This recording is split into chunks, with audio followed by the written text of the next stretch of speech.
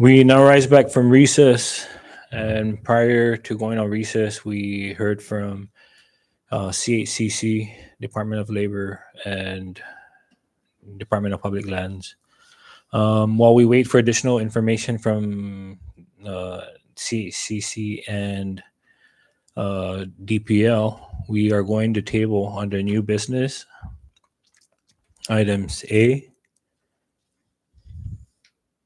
C, E, F, G was stricken.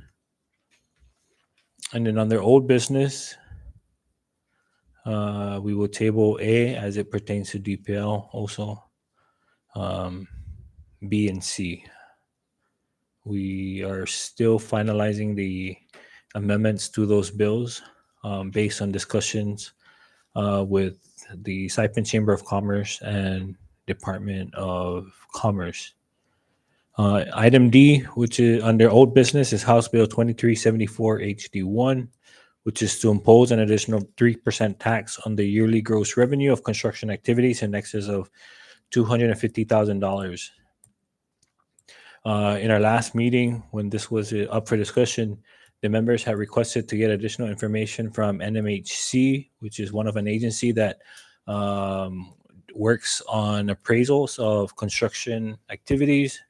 NMHC did provide the committee with information as to construction costs, the difference in construction costs amongst the three districts. And so our fiscal analyst is preparing his analysis of that information and will present to the committee members. However, from our discussions amongst the members, it seems like this bill is something that we will proceed with, provided that we reevaluate the ceiling that is stated in the legislation, as well as the difference in construction costs amongst the district. Some proposals were made as in terms of increasing that threshold from 250,000 to 500,000, but also to identify the mechanism in which we can tax these construction activities, but have a different scale pertaining to the cost of construction activities amongst the three districts. And so based on preliminary reports from NMHC, it looks like Rhoda and Tinian, for the same projects on Rhoda and Tinian, compared to Saipan, construction costs would be anywhere between $50,000 to $100,000 more. And so in considering that, because this is a CNMI, if passed, would be a CNMI law, we're trying to see how we can differentiate the percentage of taxes based on the districts. And so just to be in line with the constitutional requirements. And so if we can just move back to new business members, I know, with our meeting with the Department of Labor, the committee has agreed to proceed with marking up House Bill 2372, which is to establish a Department of Labor revolving fund account and authorize the collection of fees through the Administrative Hearing Office for services to other agencies. The bill, the way it's currently written, provides for a revolving fund account for Department of Labor to allow for the Administrative Hearing Officer to charge fees to agencies that will utilize their services. However, part of the bill also proposes to allow for labor to use those fees or any other fees in which the Department of Labor may propose regulations for to be charged into the account. However, because of the nature of the account and it being just for services by administrating hearing officers, I would like to propose an amendment to strike out beginning on line 3, page 3, line 21, to strike out the language along with any other fees collected by DOL pursuant to DOL regulations. By striking this out, it limits the revolving account to only services for administrating hearing officers. Should the department need additional or would like to request for a separate revolving account for other services, they may request through the House to propose legislation to address other operational needs. However, or in addition to the current budget law allows for uh, a lift on limitations to revolving fund accounts, and so should this action continue in the preceding fiscal years, these fees may be used to address operational needs outside of the administrative hearing office. And so, with that, can I get a second on that motion? All right. Any further discussions on that motion? All in favor, say aye. All opposed, say nay. Motion carries. And now, at this time, I'd like to offer the main motion to adopt House Bill 2372 SD1.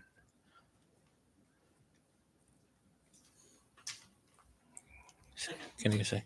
All right, motion was made and seconded. Discussion on the main motion. All in favor, say aye. All opposed, say nay. Motion carries. House Bill 2372 SD1 is hereby adopted.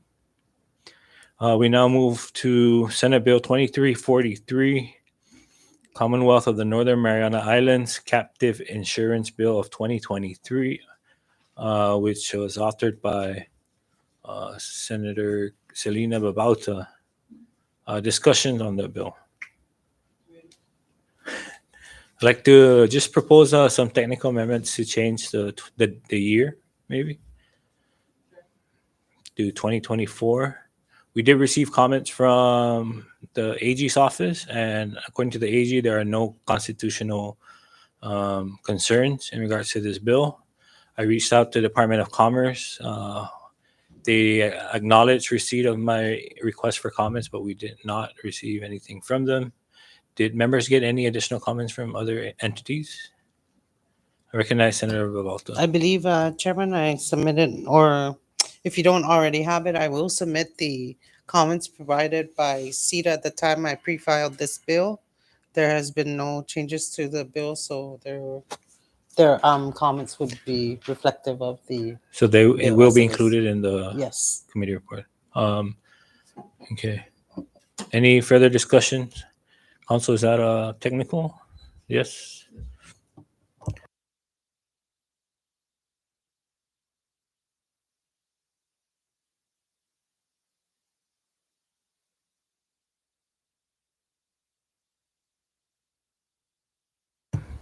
Senator Babalta, if I can just ask that you just briefly explain this bill and what the effects this would have on our Commonwealth. Gladly.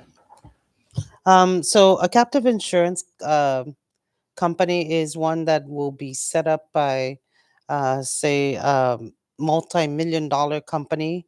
They in some states are required to purchase insurance, and it would be prudent business practice also to purchase insurance to insure your assets. Um, in in a way, like typhoon insurance covers furniture or fixed assets, captive insurance is uh, a mechanism for a multi-million-dollar company to insure their own company or subsidiaries of their company, not anybody else. Um, a mechanism to insure their own, for their own protection in instances where third party insurances will not cover that type of risk because the risk is either too high. For example, cyber attacks on businesses is not usually typically covered by a third party insurance. If a multi-million-dollar company established a captive insurance under their umbrella, they would be able to self-insure themselves and their assets, including their employees and the like. And that's what a captive does. It is to assist companies for self insurance purposes when third party insurance cannot and will not cover.